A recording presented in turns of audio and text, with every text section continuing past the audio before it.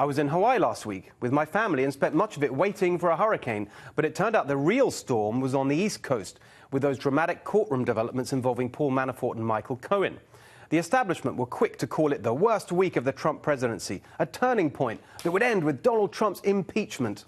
Nancy Pelosi and the Democrats launched a new attack on the GOP's culture of corruption.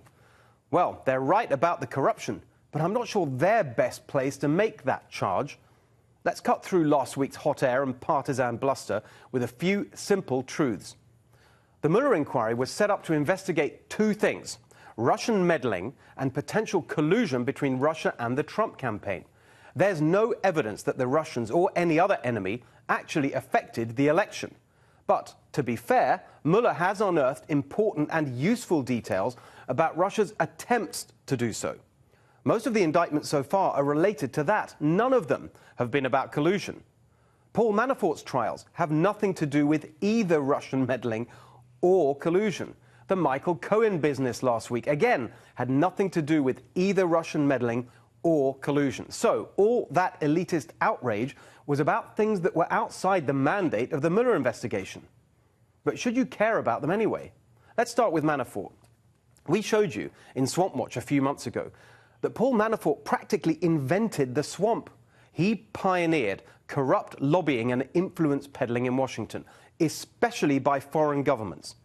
The president may value his personal loyalty, but no Trump supporter should shed any tears for Paul Manafort. If drain the swamp means anything, it means shaming Manafort. But what about the rest of them?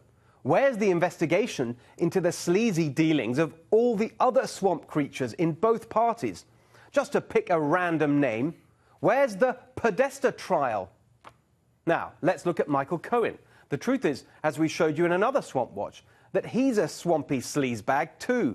They'd barely counted the votes on election night before Cohen was pimping himself out to giant corporations trying to cash in on his connection to Donald Trump. But wait, say the elitists, this isn't about Michael Cohen. It's about what Donald Trump asked him to do. That's the corruption. That's why the president should be impeached. OK, let's be clear. It's obvious what happened here. A decade or so before he ran for president, Donald Trump had affairs. Weeks before the election, he paid hush money to stop the details coming out and derailing his campaign. But professional politicians spend billions of dollars every year buffing up their images. How is this any different? The elitist political class, they write campaign rules legalizing their own corruption. Corruption that, unlike payoffs for playmates and porn stars, actually affects your life.